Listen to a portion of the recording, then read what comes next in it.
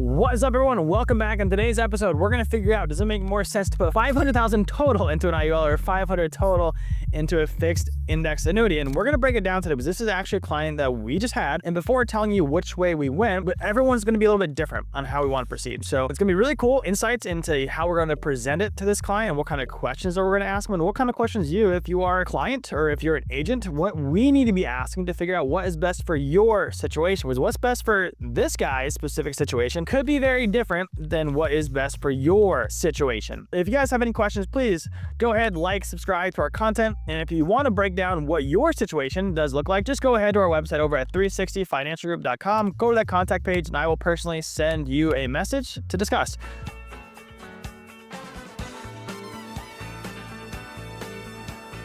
Let me kind of run through just like a little document I put together in regards to what is going to be better for this specific client based on his goals and where he needs to get to. So if we're going to break it down, we're going to figure out, does it make more sense to put $500,000 into an annuity or an IUL? So the first thing we always like to do is just get a basic client profile here. So he's 47 years young. He's married, got 2 young kids. We currently have about $500,000, and this is the $500,000 that he's wanting to do something with. We got about another $200K in a 401k. We got about $50K sitting in a Roth IRA, and we got military disability benefits coming in as well. Perfectly healthy. This guy, if you guys are military, you know that once you end, you're getting some type of disability coming in. Current income sitting at about $18,000 per month between job and the disability payments. We got expenses around $7,000 a month, and he needs to get to $180K after taxes. That's where he needs to get to feel very comfortable for him and his wife. And after actually about 20 years after inflation, that's going to be closer to $300,000, assuming a 2.4% inflation. So the big question for him is, are we going to put this $500,000 into an annuity, or are we going to put that into an IUL? Questions that we need to ask, and you need to ask yourself if you're an agent or if you're a client before you ever make this type of decision. Number one, what is the overall goal with this money? What do you want it to do? Do we want more retirement income or do we want growth? And this client's specific situation with this $500K that we're talking about, he wants more retirement income. He doesn't really care what that nest egg grows to. He wants more income. And if you understand, if you've been following us, you probably know where we might end up going for this specific client. When do we need it? He's going to look at taking it out about 62 and a half, which is the beginning of Social Security age. Where is the money coming from? This is very, very important, because if it's coming from an IRA or a 401k, we are probably not going to move that into an IUL because he is not yet 59 and a half. So he's going to have to pay that 10% penalty to the IRS if he wants to use it. If it's sitting in cash, that's a different conversation.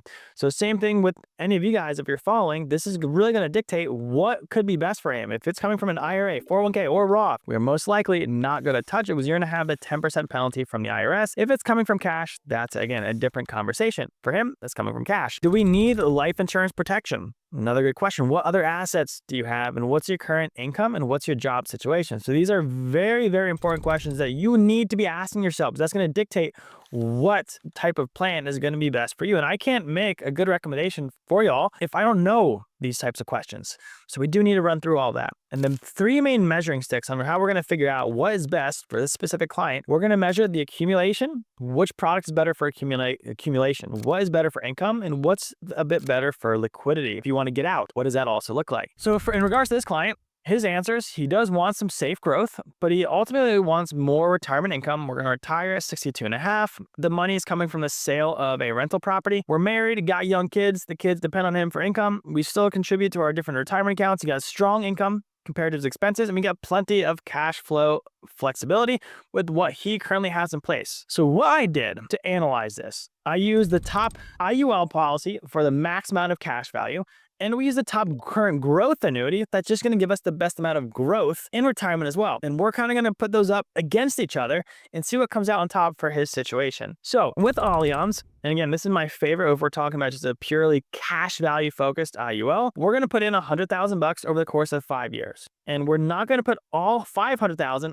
up front because it's not good for the policy. It'll look like there's a lot of money in the policy up front, but it's not good for that policy long term. The fees end up spiking. And we're going to tie his funds to the S&P 500 indexes. And all of these, right, you guys know, have the downside protection built in. So let me pull up my screen here. We'll show you what this looks like. So if we end up using this policy right here, an Allianz policy, keeping it very simple, $100,000 per year for the next 5 years, right? And then we're just going to let it sit until we're 62. It's going to give us on year 15 about a $71,000 per year tax-free. And this is very important because as we start talking to him, and well, as somebody like him, he's making a decent bit of money, he's got some other rentals in place, they're making solid income. They need to be thinking about what's going to happen to my taxes. And there's something that we talk about a lot. It's called the widow's tax trap. So let's say you and I, you, the viewer and me, we're married right now. We're making $200,000 per year. They just follow with me here. If we are married making $200K, we're probably filing jointly. So our tax threshold is a bit higher. So that the brackets that we have to play in are higher when it comes to taxes. If I pass away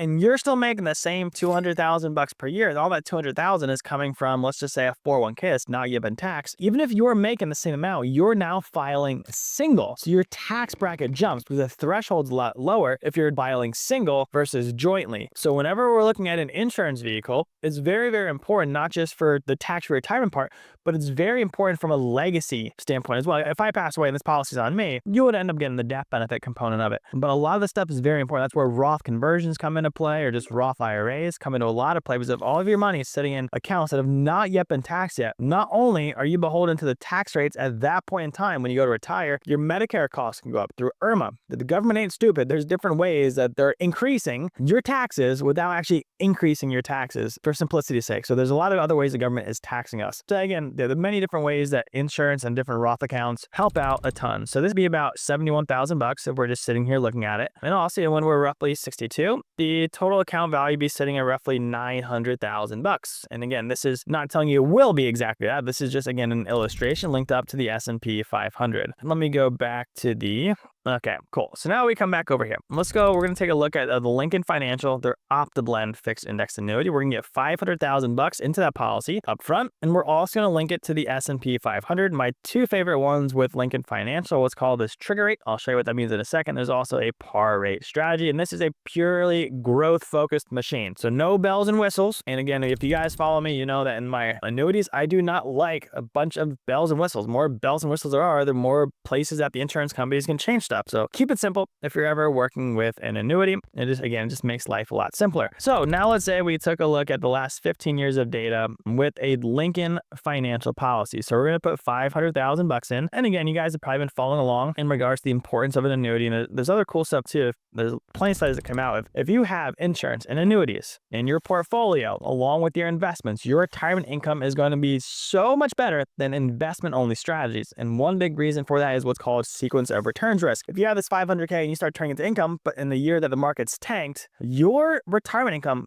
drastically decreases because you're taking money out in down markets. When you have insurance or annuities, it helps the sequence of returns risk. So if we looked here in like year 6, and if you see in year 5, there's 727,000. This 0% means that theoretically the markets went down 20% that year, but you did not. You're still locked into the same to 727. So if we ended up putting this $500K and you just let it sit for 15 years, you'd have about $1.6 million inside that account. There will be taxes, however, after that, ordinary income tax with the annuity. So let's say we had $1.6 million, just round up another $30,000. You could probably use what's called the 4% rule. So you'd be able to take out $64,000 per year without having to worry about outliving your retirement savings. And then let's just say you're getting taxed at 20%. So you'd actually have about 80%. So you got about $50,000. You got a much bigger nest egg, $1.6 million versus the $1 million or the $900K over with an Allianz product. But this is going to be $71,000 tax-free. And this is going to be closer to $50,000 after you account for the taxes. You'd still have more principal over here in the annuity, but you're not going to have as much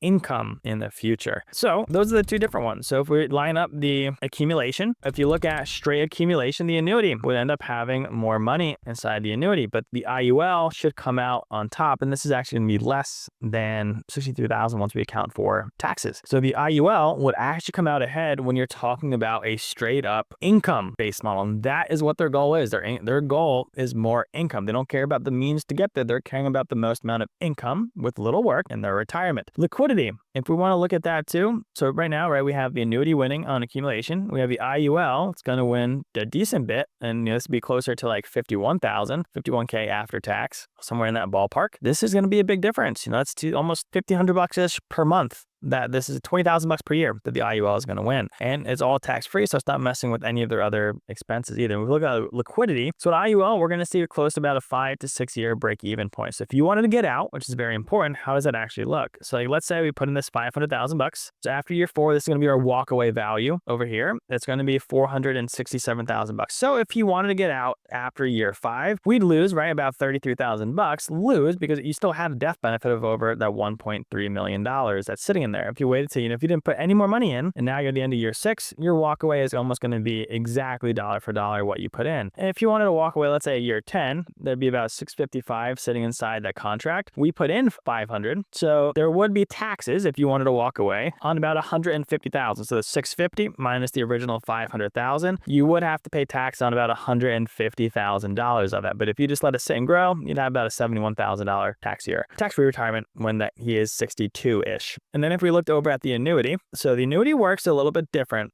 Even if this is coming from cash, this is a stupid rule. It's target IRS.